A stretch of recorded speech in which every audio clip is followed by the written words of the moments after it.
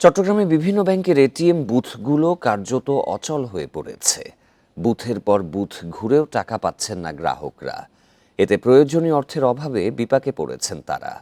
দ্রুত এই সংকট কাটিয়ে ওঠার আশ্বাস দিয়েছেন ব্যাংক কর্মকর্তারা।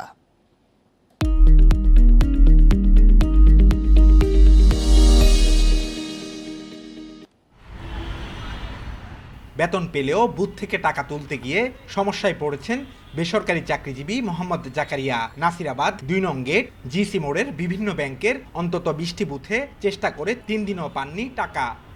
এখন স্যালারি পাইলাম, এখন যদি টাকাটা তুলতে না পারি তো আমরা খরচ করবো কীভাবে? এখন বাসা ভাড়া দিব, খাবো কীভাবে? এটার একটা সমস্যা না? তার মতো একই অবস্থায় পড়েছেন বিভিন্ন শ্রেণী পেশার মানুষ। এক বুথ থেকে ঘুরছেন অন্যটিতে। কিছু বুথে টাকা মিললেও তা একেবারেই সীমিত, তারপর বন্ধ হয়ে যায় বিকেলেই। 800 টাকা উঠে দেওয়ারই নেই। এই যে 3 দিন ধরে আরে আমার এখন 1 টাকাও নেই পকেটে। শাটার বন্ধ, এখন কখন খুলে কখন বন্ধ করে জানি না, টাকা পাই না। বেসিক্যালি ছোট ছোট ট্রানজ্যাকশনগুলো করার জন্য করে। এখন যদি আমি 500-1000 টাকার জন্য ব্যাংকে যাই, তাহলে ব্যাংকের এটার আর কাজটা কি?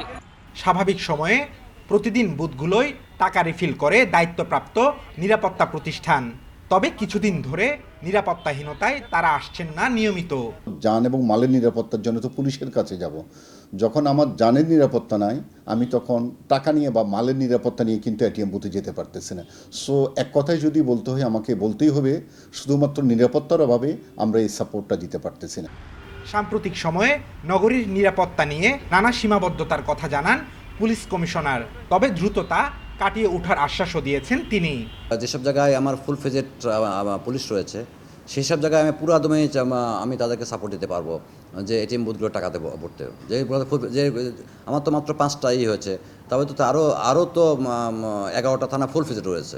এটিএম বুথে অর্থ সংকটের পাশাপাশি ব্যাংক থেকেও একজন গ্রাহক সর্বোচ্চ 2 লাখ টাকার বেশি তুলতে পারছেন না। Abdullah Rakib, Independent News, Chittagong.